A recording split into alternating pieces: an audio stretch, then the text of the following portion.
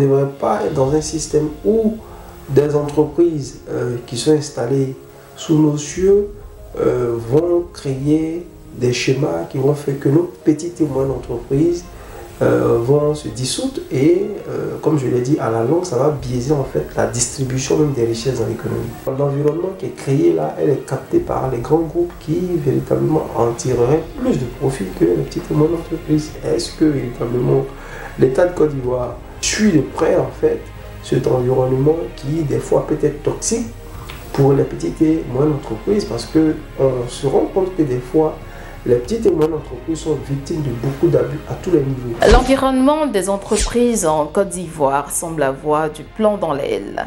Certaines grandes entreprises dites leaders fonctionnent en balayant du revers de la main les réglementations. De par leur pouvoir du marché, elles fixent par exemple les prix qui leur conviennent. Elles ne sont donc pas des suiveuses. La répartition des gains entre grossistes et détaillants est disproportionnée et enfreint les normes commerciales. Ceux qui en souffrent, ce sont clairement les petites entreprises. Donc, ils vont jusqu'à se demander si l'État a vraiment un regard de surveillance de l'application des lois commerciales. C'est de cela que nous parlerons ce jour. Bonjour ou bonsoir et bienvenue.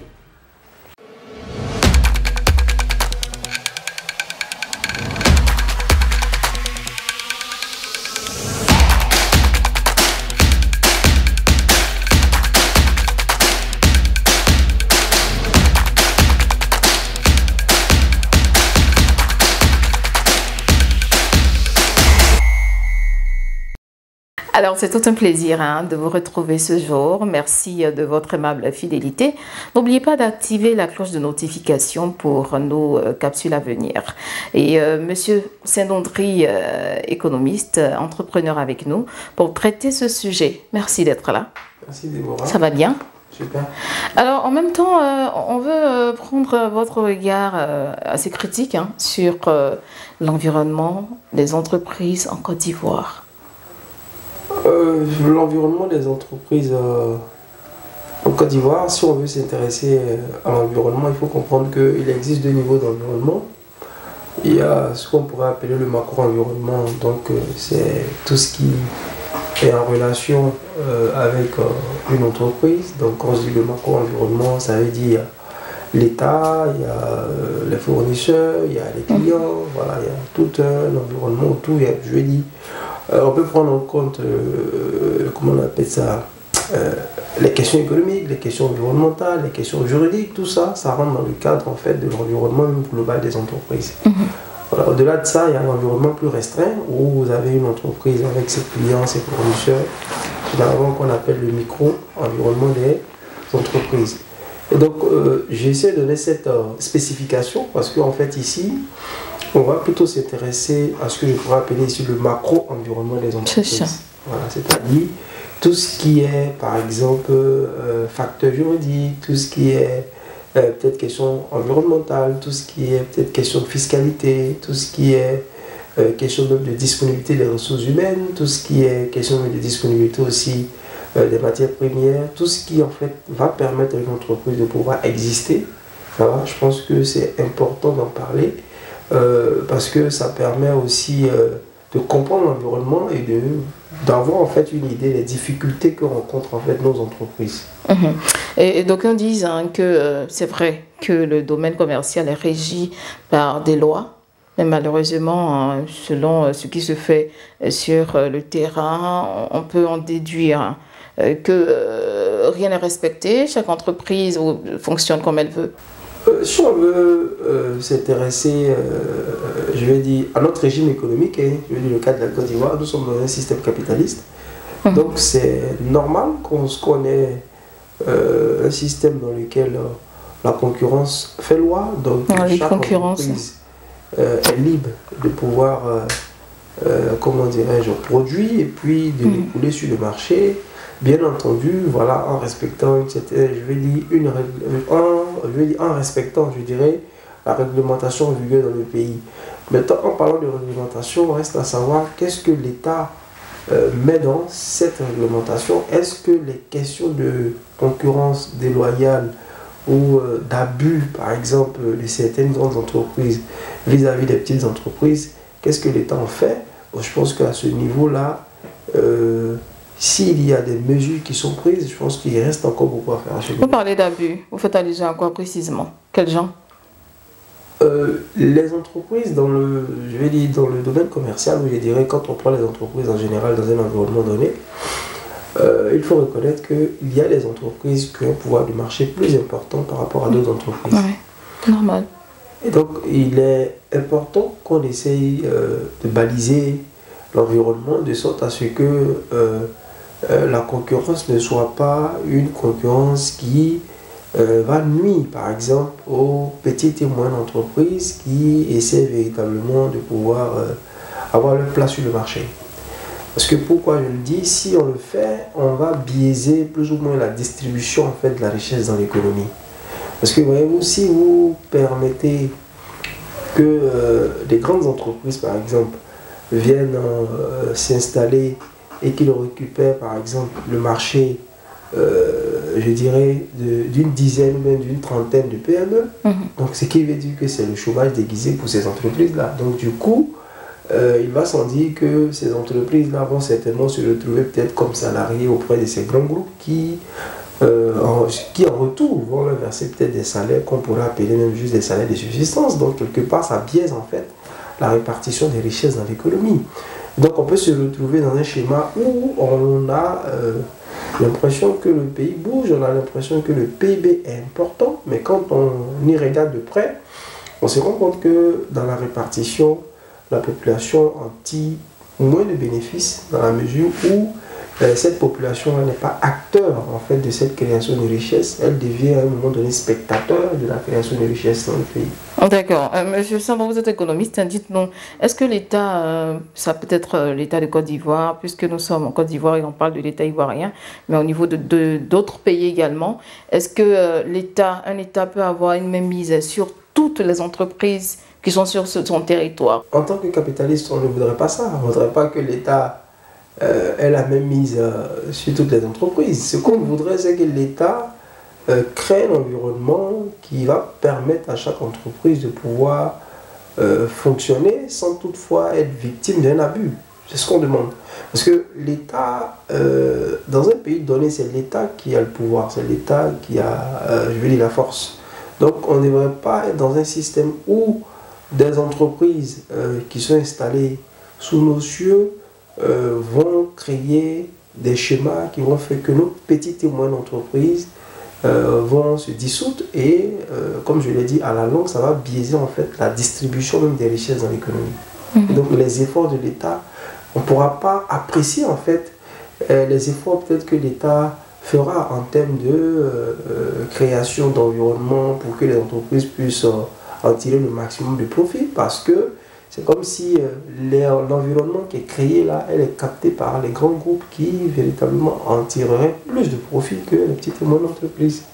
Donc la question pour moi c'est est-ce que véritablement l'État de Côte d'Ivoire suit de près en fait cet environnement qui des fois peut être toxique pour les petites et moyennes entreprises, parce qu'on se rend compte que des fois les petites et moyennes entreprises sont victimes de beaucoup d'abus à tous les niveaux. L'environnement que l'État doit créer pour permettre aux entreprises de pouvoir évoluer, il est important. Si les efforts de l'État ne permettent pas aux petites et moyennes entreprises d'avoir leur place dans le système, à ce moment, on crée un terreau fertile pour si vous voulez, pour les dinosaures, au détriment en fait de la classe populaire qui, à mon sens, peut véritablement fausser, comme je l'ai dit tout à l'heure, la création, plutôt la distribution des richesses dans l'économie. Vous avez posé la question tout à l'heure, on vous la retourne pour une réponse. Est-ce que vous pensez que l'État du Côte d'Ivoire a un regard assez méticuleux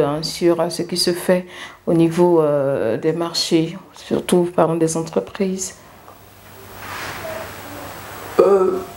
Malheureusement, on est vraiment souvent dans des situations où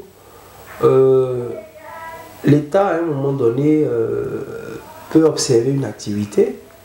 Et puis, ce qu'on constate, c'est que l'État, à un moment donné, l'État vient se servir comme tout le monde. Et puis, bon... Comment ça, l'État vient se servir comme tout le monde?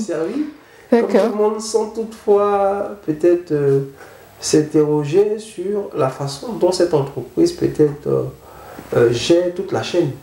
Voilà, parce que, comme je l'ai dit, il y a des activités qui existent et la façon dont ces entreprises-là fixent le prix de leurs services, des fois, l'État ne s'y intéresse pas beaucoup. Parce que, comme je l'ai dit, l'État vient peut-être voir les activités et puis dit, bon, vous avez tel impôt à payer. Et puis, des fois, mais ce sont des informations qu'on ne peut pas vérifier. Donc, ces entreprises, des fois, peuvent nous faire croire qu'elles payent des impôts importants et tout, alors que des fois, dans le fond, il n'en est rien. Et donc, sur cette base-là, elles peuvent fixer des fois des prix qui, véritablement, font que d'autres dans la distribution, en fait, sont lésés. Est-ce que c'est pas parce qu'elle contribue pleinement, hein, voilà, à l'essor économique du pays? Est-ce qu'elle ne rapporte pas beaucoup? Si vous parliez de l'État qui est assez, qui est moins regardant.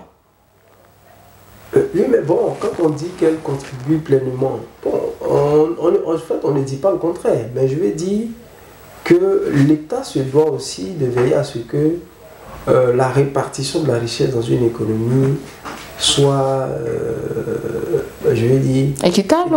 Donc, ce qui fait que l'équilibre qu'on recherche ici, c'est vrai, l'État a des objectifs en termes de budget et tout, mais dans le même temps aussi, l'État aussi doit veiller à ce que dans le pays, en fait, voilà, il y ait quand même des conditions de vie améliorées. Donc, dans ce cadre-là, cet objectif, qui est l'objectif visé par tous les États, doit faire en sorte que des fois, on essaie vraiment d'équilibrer nos politiques fiscales par rapport aux enjeux que nous avons en face. Et en aparté, hein, on parlait des sociétés de livraison. Vous avez décrié également un fonctionnement. Oui. Qu'en est-il?